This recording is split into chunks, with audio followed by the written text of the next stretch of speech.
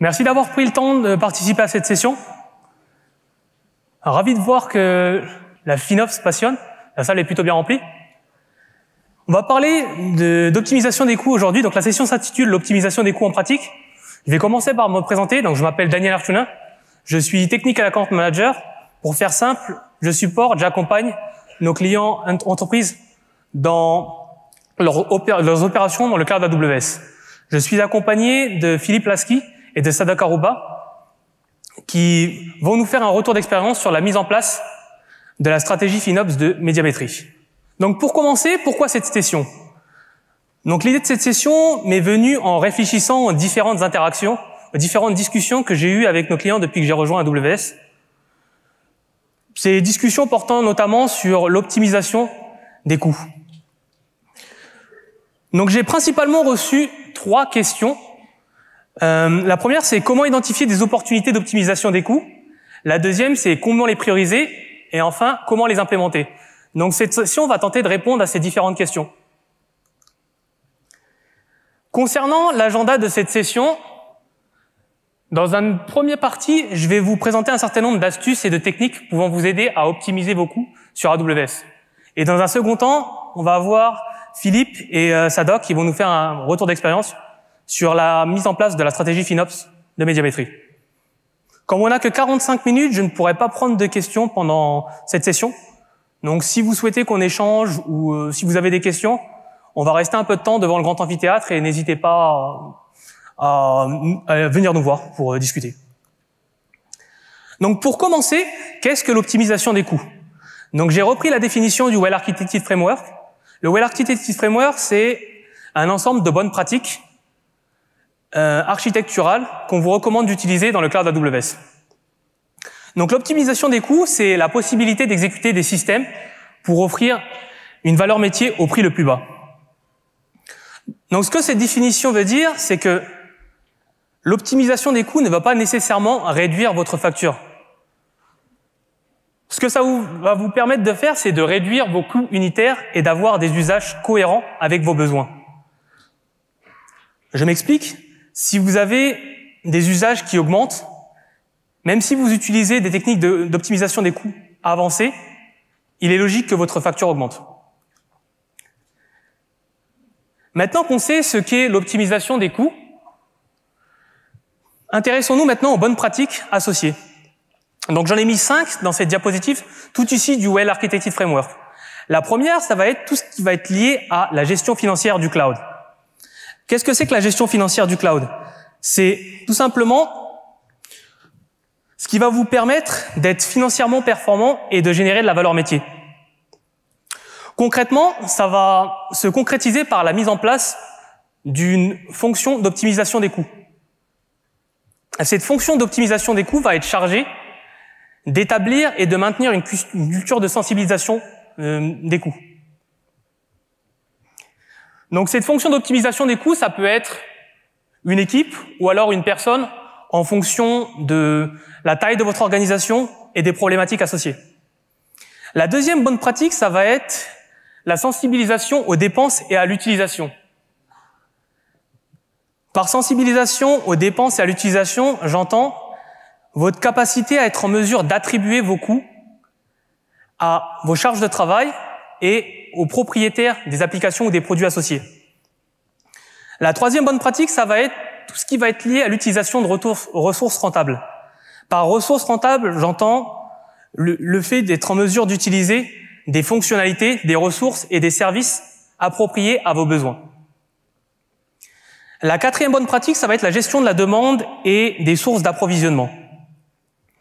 Par gestion de la demande, j'entends la capacité à être en mesure de modifier la demande ou alors de la lisser dans le temps, de sorte à pouvoir y répondre avec le moins de ressources possible. Et par gestion des sources d'approvisionnement, j'entends votre capacité à être en mesure de répondre à la charge uniquement quand c'est nécessaire. Donc le fait d'être en mesure d'éteindre les ressources quand elles ne sont pas nécessaires.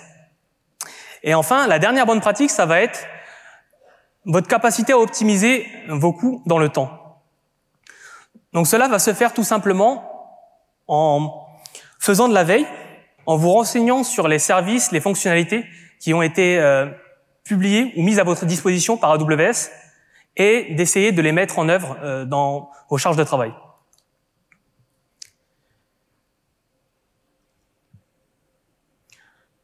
Ce que je vais faire dans le cadre de cette présentation, c'est que je vais écarter volontairement les aspects gouvernance liés à l'optimisation des coûts.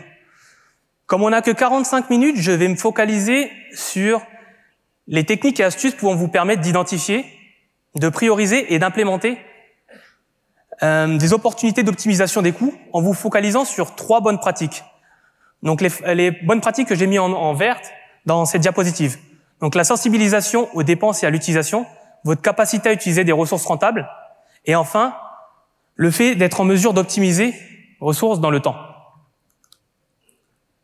Donc commençons par essayer de voir ensemble quelles sont les astuces et techniques que vous pouvez utiliser pour identifier des opportunités d'optimisation des coûts. Ce que je vous recommande en premier de faire, c'est d'utiliser les services et solutions de gestion des coûts que l'on met à votre disposition. Ce qu'il faut savoir, c'est qu'on en propose une trentaine autour de 10 cas d'utilisation, qui vont être le budget, l'élasticité ou encore le contrôle.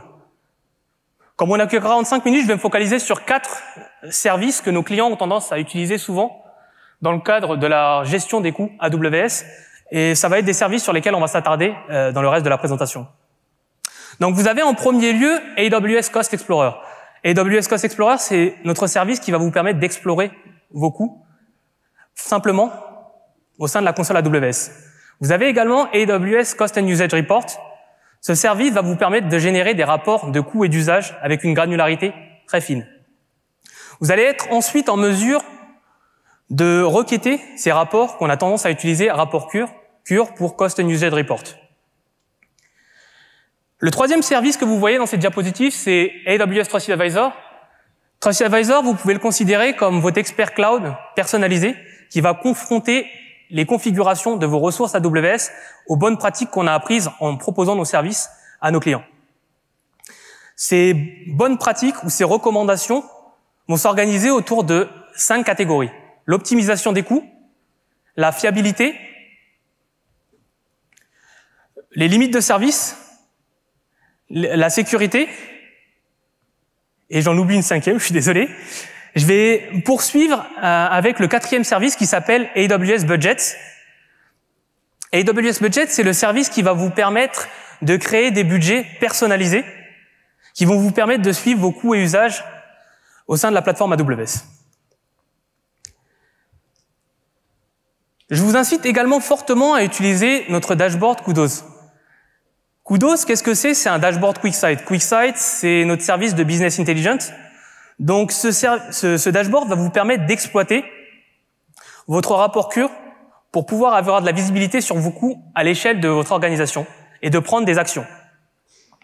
Ce qu'il faut savoir et qui est intéressant, c'est qu'en utilisant ce dashboard qui a été construit pour la majeure partie en se basant sur les questions qu'on a reçues de nos clients. Donc la majorité des visuels que vous allez retrouver dans ce dashboard ont été construits en tentant de répondre aux questions que nous ont posées nos clients. Donc en l'utilisant, vous allez être en mesure de répondre aux questions que vous êtes susceptibles de vous poser ou alors que vous êtes déjà posées.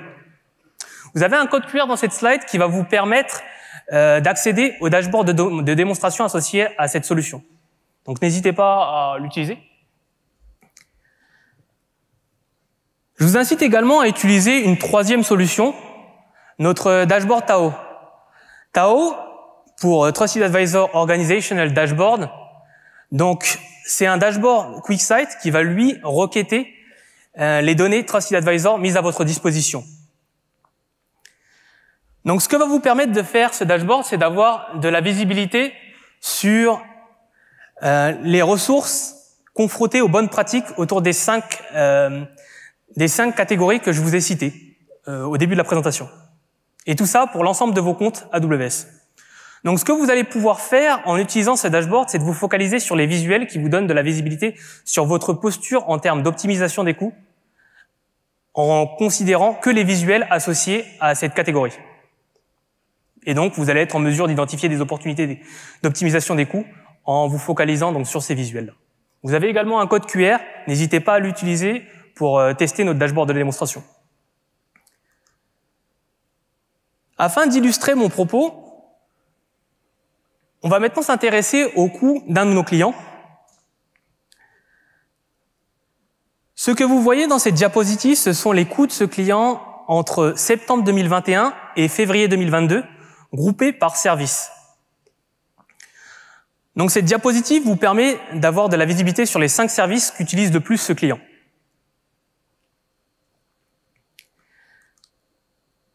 On va maintenant essayer d'identifier des opportunités d'optimisation des coûts associées aux clients que je vous ai montré à l'instant. Mais on peut déjà commencer par se demander comment est-ce qu'on peut faire ce travail-là.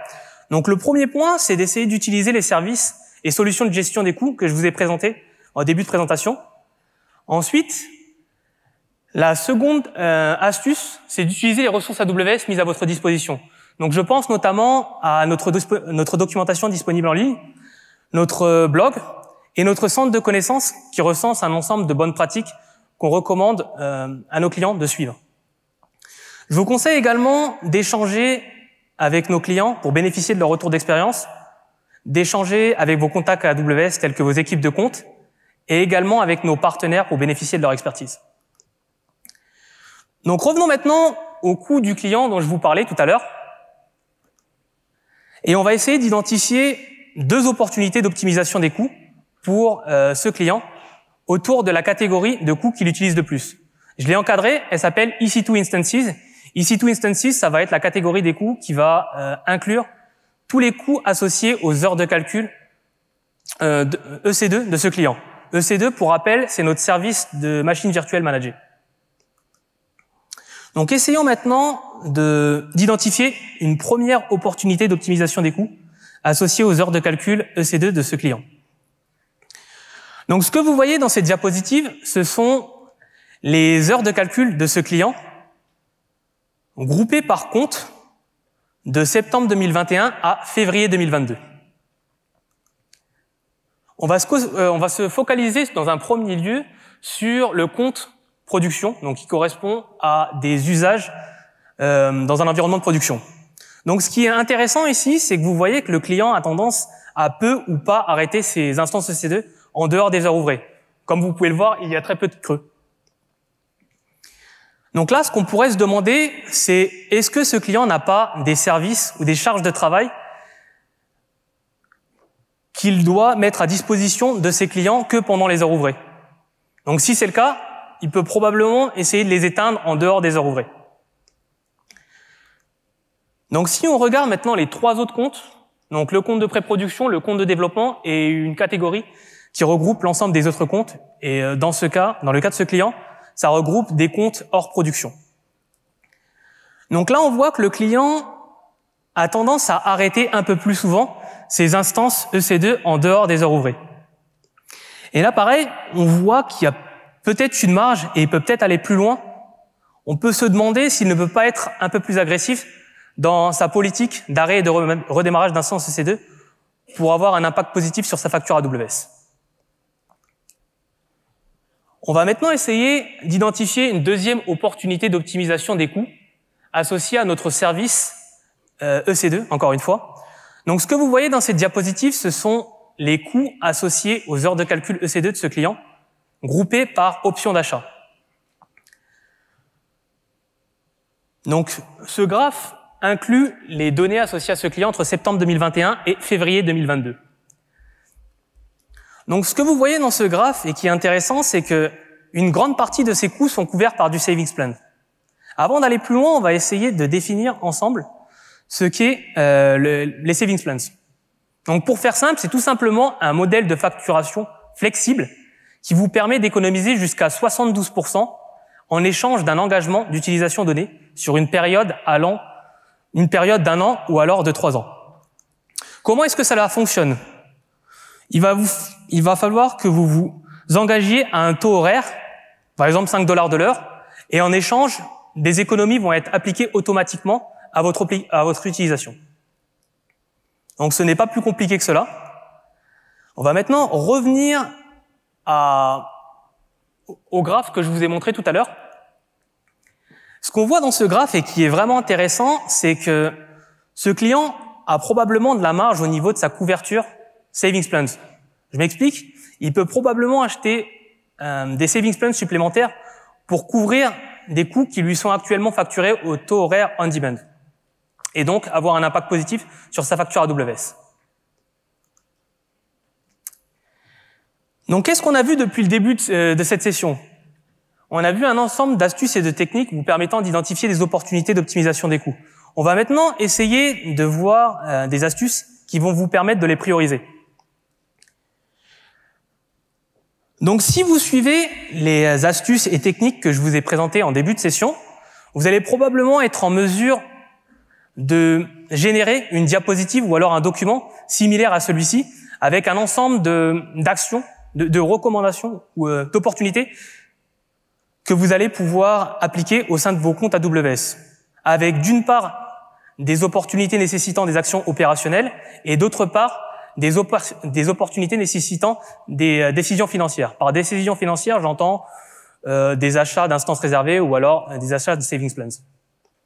Donc on peut maintenant se demander comment les prioriser. J'ai essayé de regrouper dans cette diapositive un ensemble de facteurs qui peuvent être potentiellement importants pour votre organisation et que vous allez pouvoir prendre en considération dans vos efforts liés à la priorisation de ces opportunités. Donc le premier facteur que je vous recommande de considérer, c'est les économies potentielles liées à ces opportunités. Donc évidemment, s'il y a une opportunité qui va vous permettre d'économiser plus, il est probablement plus pertinent de se focaliser sur celle-ci dans un premier temps. Le deuxième facteur, ça va être les efforts que vont nécessiter l'application de ces opportunités. Donc pareil, si vous avez une opportunité qui va nécessiter beaucoup plus d'efforts qu'une autre, il est probablement plus pertinent de commencer par la deuxième opportunité. Le troisième facteur que je vous incite fortement à considérer, c'est l'impact bénéfique que peut avoir l'application de ces opportunités sur l'environnement. Si par exemple, vous vous êtes rendu compte qu'il y avait certaines de vos instances EC2 qui n'étaient pas utilisées au sein de vos comptes, il sera probablement plus bénéfique pour l'environnement d'arrêter ces ressources plutôt que de les redimensionner. Et enfin, le quatrième facteur, ça va être les dépendances entre les opportunités que vous aurez identifiées. Je m'explique. Si vous avez remarqué au sein de vos comptes AWS qu'il y avait des instances EC2 qui étaient surdimensionnées, et vous avez également noté, comme pour le client dont on parlait tout à l'heure, qui avait une marge en termes de couverture savings plan, il serait probablement plus pertinent de commencer dans un premier lieu à essayer de redimensionner les instances surdimensionnées et dans un second temps considérer l'achat de savings plans supplémentaires pour ne pas vous surengager. Donc on a vu un certain nombre d'astuces et de techniques vous permettant d'identifier et de prioriser des opportunités. Et là, maintenant, on va voir des astuces et des techniques permettant de les implémenter. Ce que je vous recommande de faire, c'est de penser aux points figurant dans cette slide, le fait que vous allez être en mesure d'implémenter des opportunités au sein de certains de vos environnements. Typiquement, vous allez probablement pas être en mesure d'arrêter des instances EC2 dans vos comptes de production, alors que vous allez pouvoir être en mesure de le faire dans vos comptes associés à des environnements hors production. Pensez également aux contraintes liées à la classification de vos charges de travail, vos RTO, vos RPO, ou encore vos politiques de rétention de logs. Celles-ci vont potentiellement empêcher l'application de certaines opportunités que vous aurez identifiées pour certaines charges de travail que vous aurez identifiées comme étant critiques. Pensez également aux régions et aux comptes que vous utilisez le plus. Il est probablement plus pertinent que vous vous focalisez dans un premier lieu sur les comptes et les régions que vous utilisez de plus pour être le plus efficace possible. Je vous recommande également d'utiliser les ressources AWS mises à votre disposition dont j'ai parlé lors de la partie dédiée à l'identification des opportunités. Donc ça va être notre documentation, notre billet de blog et enfin notre centre de connaissances. Et enfin, je vous recommande fortement de bénéficier des retours d'expérience de nos clients, de vos contacts AWS tels que vos équipes de compte et enfin de nos partenaires. En parlant de retours d'expérience, je vais maintenant laisser la parole à Sadok Aruba et à Philippe Lasky qui vont vous faire un retour d'expérience sur la mise en place de la stratégie FinOps de Médiamétrie. Voilà, je vous remercie. Merci de les accueillir chaleureusement.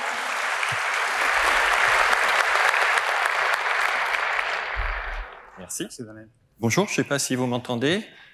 Merci Daniel. Bonjour à tous et à tous. Je vais prendre quelques minutes pour vous présenter Médiamétrie et notre stratégie cloud. Alors, je vais essayer d'avancer pour avoir le slide Médiamétrie. Avant de laisser la parole à Sadok Aruba qui vous présentera la stratégie FinOps de Médiamétrie. Donc, Médiamétrie est la société qui produit en France la référence des études, des études d'audience. Donc, le Médiamat pour tout ce qui concerne la télé, aussi bien en live, en différé, le replay, mais aussi depuis 2020 en hors domicile. Nous produisons également l'étude de référence d'Internet, aussi bien pour les fixes, les mobiles que les tablettes, et aussi les études de référence de la radio. Pour ce faire, nous sommes à peu près 700 collaborateurs et nous réalisons un chiffre d'affaires d'un peu plus de 100 millions d'euros et investissons à peu près 6% du chiffre d'affaires en recherche et développement. Donc, important investissement en R&D chaque année. Alors, nous réalisons environ 1 million d'enquêtes téléphoniques par an, téléphoniques ou par le web, pour adresser toutes nos études. Et nous animons un peu plus de 50 000 panélistes pour ces études. Tout cela nous génère plus d'1 milliard de data qui sont traités chaque jour pour la bonne réalisation de ces études. Alors, la DSI de Médiamétrie, c'est une DSI de production, donc nous produisons l'essentiel des résultats produits par Médiamétrie. Donc, la DSI a une activité, et Médiamétrie une activité 24/24, 7 jours sur 7, puisque les résultats d'audience sortent tous les jours et sont mesurés en flux. Nous sommes 130 ETP pour réaliser cela, avec une vingtaine de métiers différents à la DSI, donc qui couvrent tous les métiers du build au run, mais aussi tout ce qui est architecture, gestion des postes de travail, sécurité, etc. Ces équipes, en particulier les équipes de développement, travaillent en agile depuis 2009, donc on a une grande expérience de l'agilité. Et nous réalisons une centaine de mises en production par mois pour maintenir nos services.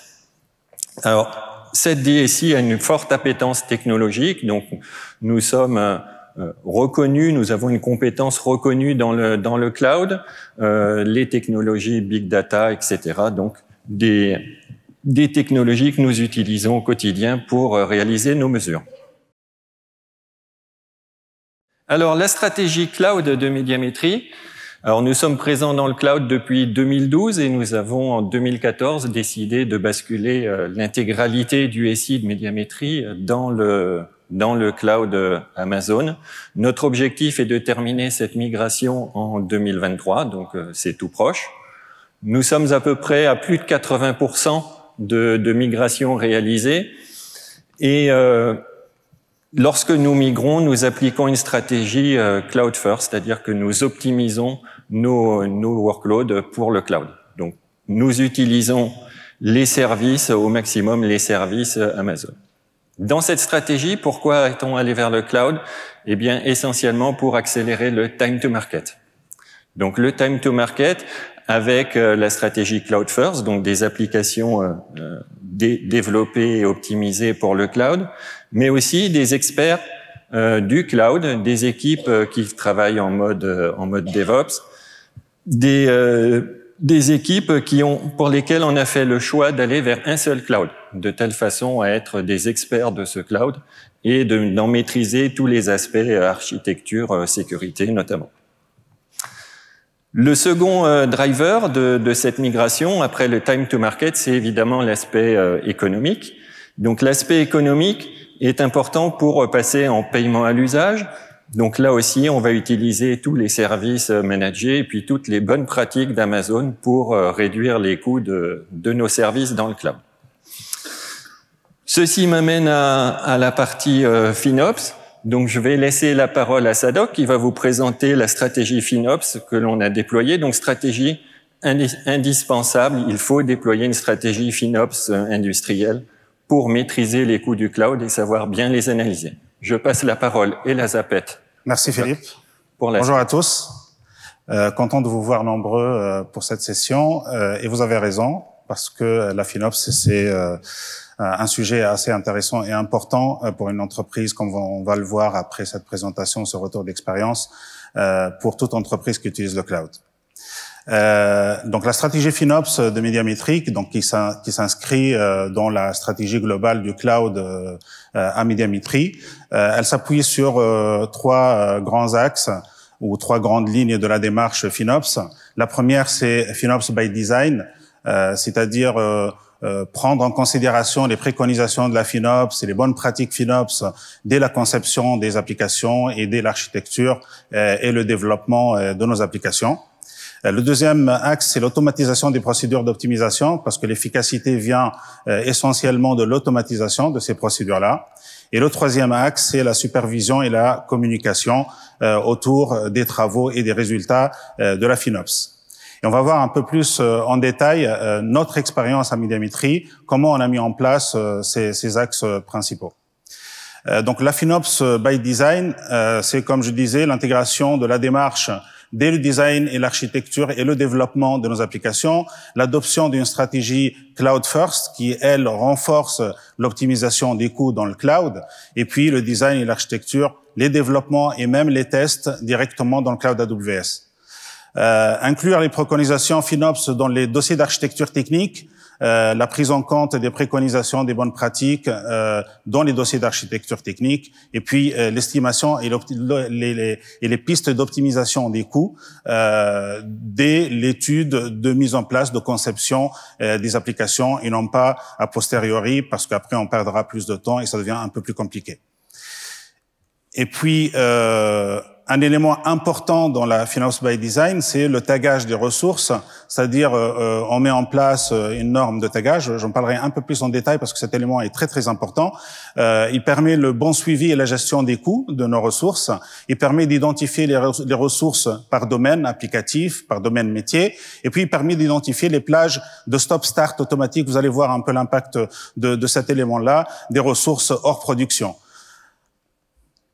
Je rentre un peu plus en détail pour la partie de tagage, c'est-à-dire que pour identifier ces ressources-là et leur domaine applicatif, on a mis en place 3 niveaux de tags de facturation. Je ne parle pas des tags techniques parce que dans les ressources AWS, on peut mettre beaucoup plus de tags facultatifs ou certains qui sont automatiques. Mais là, on met des tags de facturation qui sont utilisés après dans les outils et les services de gestion de la facturation. Et donc, on a ces 3 tags. Le premier qui identifier le domaine applicatif. Le deuxième, c'est le rôle de ces ressources-là dans l'architecture globale, si on est dans la collecte, le pré-traitement, traitement ou la restitution de l'application. Et puis un troisième qui est facultatif, qui permet à des équipes techniques ou au métier d'identifier certaines ressources pour pouvoir suivre leurs coûts plus tard.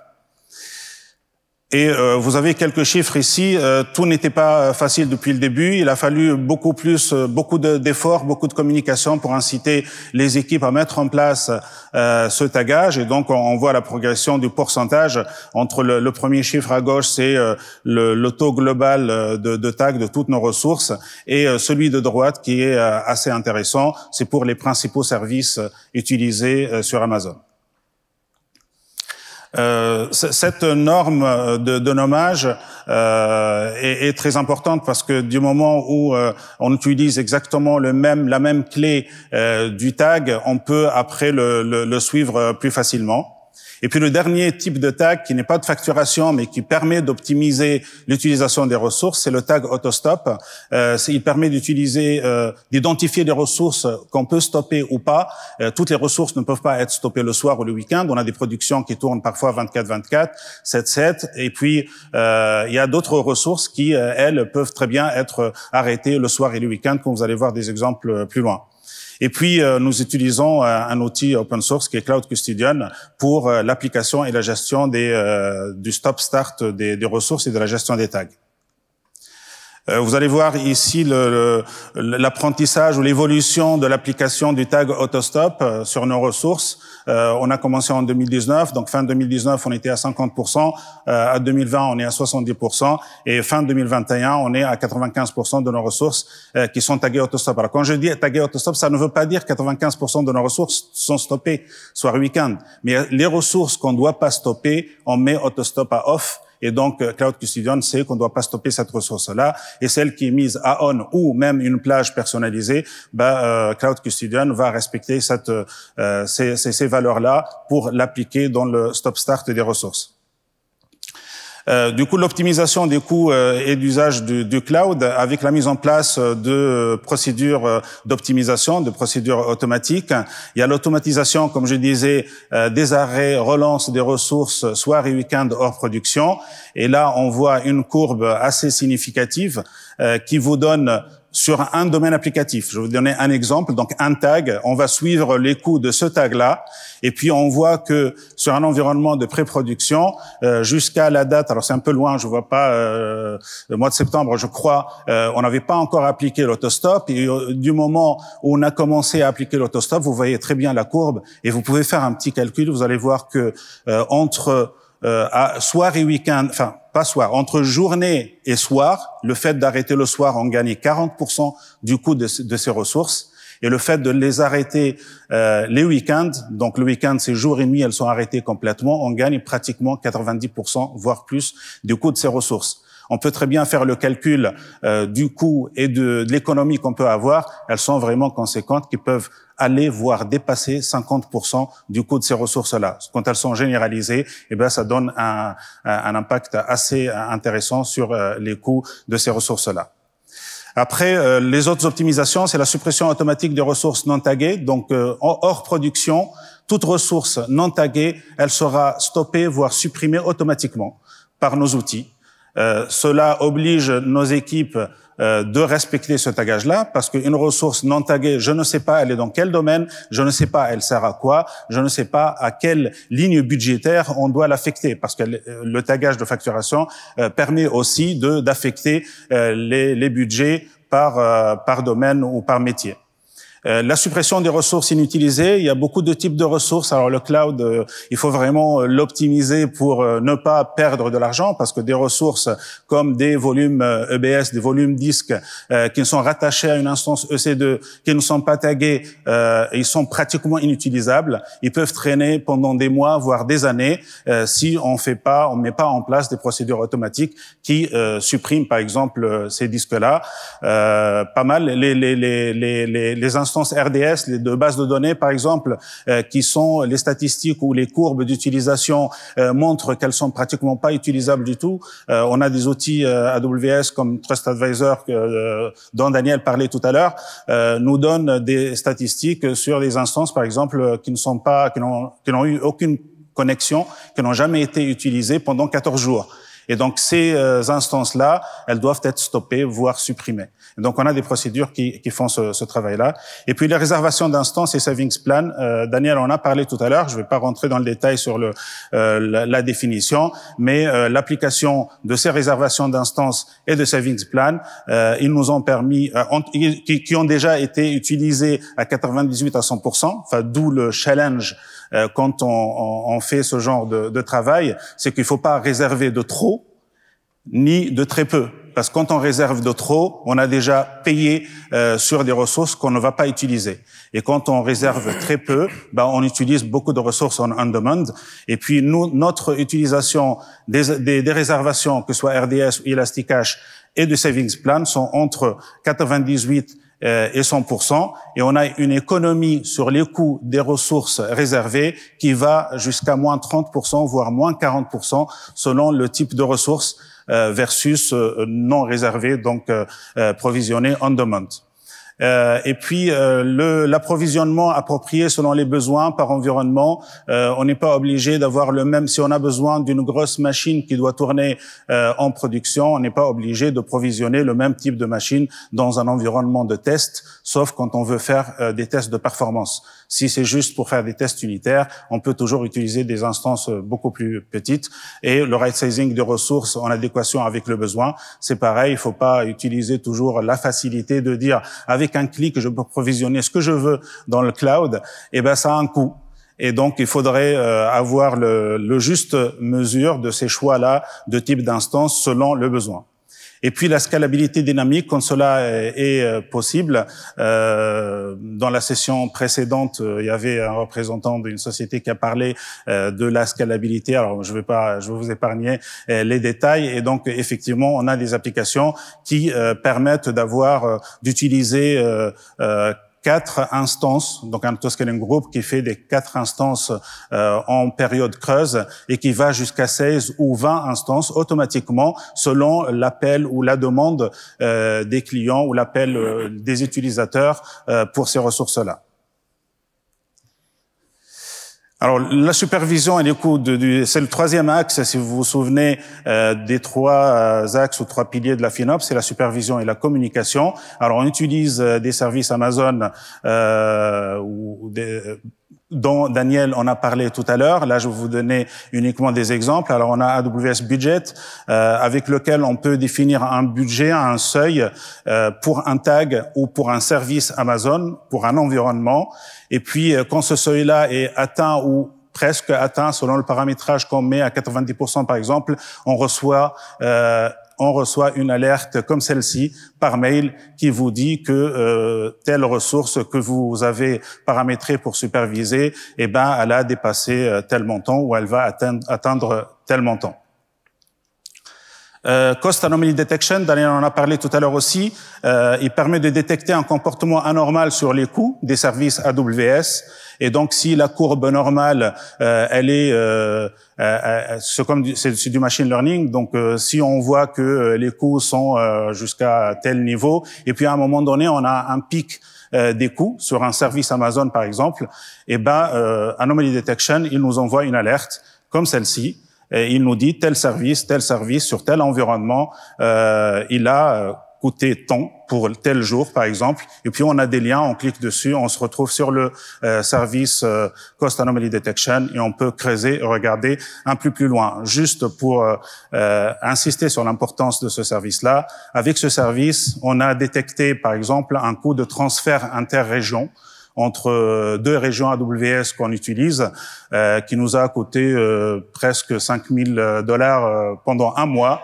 Et puis, en ayant cette alerte-là, on a creusé, on a réussi à l'optimiser et on a réussi à le réduire à 400 ou à $500 parce qu'il y a d'autres moyens avec Transit Gateway, avec certains paramétrages de nos ressources, on arrive à réduire le coût. Si on n'avait pas cette alerte-là, on l'aurait pas vu. Le transfert, c'est généralement, si on regarde pas finement, on le voit pas. C'est parmi les coûts qui sont cachés. C'est pas un service qui vous dit ce coût-là, vous allez le regarder et vous allez le suivre. C'est quelque chose qui est caché, mais pas caché par AWS, mais on le voit pas si on creuse pas. Cost Anomaly Detection, on nous permet de le voir automatiquement parce qu'il a vu juste que la courbe a fait un pic à un certain moment qui ne l'était pas avant parce que tout simplement, on a mis une nouvelle application ou un nouveau déploiement qui a généré ce coût-là. Et puis Amazon QuickSight, il en a parlé Daniel tout à l'heure, avec Kudos, mais aussi avec la génération de rapports customisés, avec la génération d'alertes aussi par QuickSight. Vous allez voir quelques exemples dans les prochains slides. On peut avoir un rapport hebdomadaire comme celui-là, avec un camembert qui vous donne soit par tag, soit par account, donc par environnement, le pourcentage des coûts répartis. Et puis, vous avez la progression des coûts par service, par exemple, sur les différents mois qui sont passés. On a aussi, ce que vous voyez au-dessus de ce graphe-là, un suivi d'évolution d'un coût sur une semaine ou sur un mois ou sur une année. Et puis, on peut paramétrer des alertes aussi sur celui-là. Là, c'est la courbe de progression, mais ce qui m'intéresse, c'est cette partie-là. On va voir qu'on peut générer des alertes aussi automatiques de ce type-là, qui vous dit que le coût amorti hebdomadaire sur tel graphe qui a été mis sur QuickSight, il a généré, par exemple, plus de 10%, parce que je l'avais paramétré à 10%. Quand il dépasse 10%, j'ai une alerte, parce que là-dessus, on a, par exemple, 21% pendant une semaine. Voilà, donc ça, c'est les différents exemples. En conclusion, et rapidement, avant de donner la conclusion à Daniel, la FinOps, comme je disais au début de notre session, est une activité indispensable pour toute entreprise qui utilise le cloud. C'est ce qui permet réellement de concrétiser le slogan « Pay as you go ». Si on veut vraiment le concrétiser, il faut suivre les coûts, il faut optimiser l'usage pour ne payer que ce qui est vraiment nécessaire. Et puis, Médiamétrie a réussi à réduire le coût du cloud annuel chez AWS de 20% grâce aux différentes optimisations et différents exemples que je vous ai montrés. Et puis, FinOps doit être donc doté d'outils d'automatisation et de supervision pour être efficace. Et puis, en dernier, la FinOps devient aujourd'hui aussi un outil de réduction dans notre empreinte carbone. Si vous avez assisté à la session d'avant, vous aurez sûrement compris le lien entre les deux. Si on réduit les coûts, on réduit l'usage du cloud et donc on réduit notre empreinte carbone. Merci beaucoup pour votre attention. Je laisse Daniel conclure avec vous. Merci pour ce Rex très inspirant, Philippe et Sadok. Je vais reprendre la parole et conclure sur ce qu'on a vu dans le cadre de cette session. Donc, premièrement, on a vu un ensemble d'astuces et de techniques que vous pouvez utiliser pour identifier, prioriser et implémenter les opportunités d'optimisation des coûts. Dans un second temps, Philippe et Sadok vous ont fait un retour d'expérience sur la mise en place de la stratégie FinOps de Médiamétrie. Pour aller plus loin, je vous recommande de prendre 4 actions à l'issue de cette session. La première, ça va être d'essayer d'appliquer les astuces et techniques que l'on a vues dans le cadre de cette session.